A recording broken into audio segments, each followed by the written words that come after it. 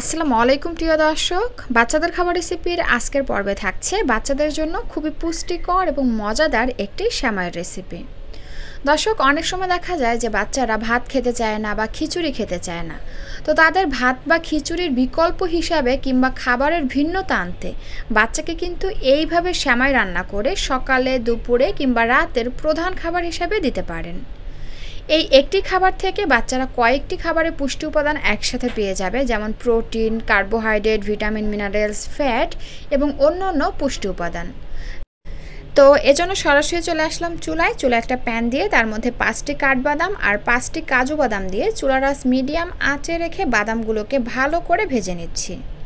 যখন বাদামের কালারটা চেঞ্জ হয়ে আসবে এবং ভাজা ভাজা হয়ে আসবে, এই পর্যায়ে আমরা চুলা থেকে নামিয়ে এটাকে ঠান্ডা করে নিয়ে হয় হামানদিস্তার মধ্যে রেখে ছিঁচে গুঁড়া করে নিব, কিংবা ব্লেন্ডারে জারে দিয়ে ব্লেন্ড করে আমরা এটাকে গুঁড়া করে নিতে পারি। তো যাই হোক, আবারও চলে আসলাম চুলায় আবারও প্যানের মধ্যে দিয়ে দিলাম 1 টেবিল চামচের মতন ঘি। দর্শক, ঘিতে স্বাস্থ্যকর ফ্যাট এবং ক্যালোরি রয়েছে, যেটা বাচ্চাদের স্বাস্থ্যকর উপায়ে ওজন বাড়াতে সাহায্য করে, স্মৃতিশক্তি বাড়াতে সাহায্য করে। তেমনি ঘি কিন্তু বাচ্চাদের হজম ক্ষমতা বাড়ায়। পাশাপাশি ঘি দিয়ে যে কোনো খাবার রান্না করলে দেখা যায় খাবার থেকে একটা সুন্দর ফ্লেভার বের হয়। তো যাই হোক, ঘিটা গলে আসার পরে আমি এর মধ্যে দিয়ে দিব বাচ্চার চাহিদা অনুযায়ী পরিমাণ মতন সেমাই। আর আমি এখানে বার্লি চিনি যে লম্বা সেমাইটা রয়েছে সেটা নিয়েছি। সেমাইগুলোকে হাত দিয়ে ভেঙে এরকমের গুঁড়া করে নিয়েছি। তো যাই হোক, এবার হচ্ছে চুলার আঁচ মিডিয়াম এবং লোয়ের মাঝামাঝি রেখে ঘন ঘন নেড়ে চেড়ে সেমাইগুলোকে 1.5 থেকে 2 মিনিটের মতন ভেজে নেব। সেমাই থেকে যখন সুন্দর একটা ফ্লেভার বের হবে এবং কালারটা একটু হালকা চেঞ্জ হয়ে আসবে, এই পর্যায়ে আমরা এর মধ্যে দিয়ে দেব প্রায় 400 থেকে 500 ml লিকুইড গরুর দুধ। আর অবশ্যই আগে থেকে দুধটাকে খুব ভালো করে জাল করে নেবেন, কারণ সেমাই সিদ্ধ হতে কিন্তু খুব একটা বেশি সময় লাগবে না। কিন্তু বাচ্চাদেরকে দুধ খাওয়ালে দুধটা অবশ্যই খুব ভালো করে জাল করে তারপরে খাওয়ানো উচিত। তো যাই হোক, প্রতিটি উপকরণ ভালো করে নেড়ে চেড়ে মিশিয়ে নেওয়ার পরে এবার এর মধ্যে দিয়ে দিব সুন্দর একটা ফ্লেভারের জন্য 1টি এলাচ আর 1 টুকরো দারুচিনি, সাথে দিয়ে দেব 1টি তেজপাতা, এবং খাবারের টেস্ট বাড়ানোর জন্য দিয়ে দিব এখানে 1 টেবিল চামচের মতন চিনি। দর্শক, চিনিটা শুধু নামের হবে, জাস্ট হালকা একটু মিষ্টি করবে খাবারটি। আর আপনারা এখানে চিনির পরিবর্তে চাইলে কিন্তু তাল মিষ্টি কিংবা খেজুরের গুড়টা ব্যবহার করতে পারেন। আর দিয়ে দেব মিষ্টির ব্যালেন্সটা ঠিক রাখার জন্য সামান্য একটু লবণ, তবে আপনারা লবণটা স্কিপ করে যেতে চাইলে যেতে পারেন। আর যে সকল বাচ্চারা মিষ্টি জাতীয় খাবার খেতে পছন্দ করে না, তাদের ক্ষেত্রে কিন্তু আপনারা এখানে চিনিটা বাদ দিয়ে দিতে পারেন। ন্যাচারালি গরুর দুধে যে মিষ্টি রয়েছে তাতেই কিন্তু খাবারটি যথেষ্ট মিষ্টি হয়ে যাবে। তো যাই হোক, নেড়ে চেড়ে প্রায় 3 থেকে 4 মিনিটের মতো রান্না করে নিয়েছি। এবার সেমাইটা কিন্তু বেশ ভালো করে সিদ্ধ হয়ে গেছে।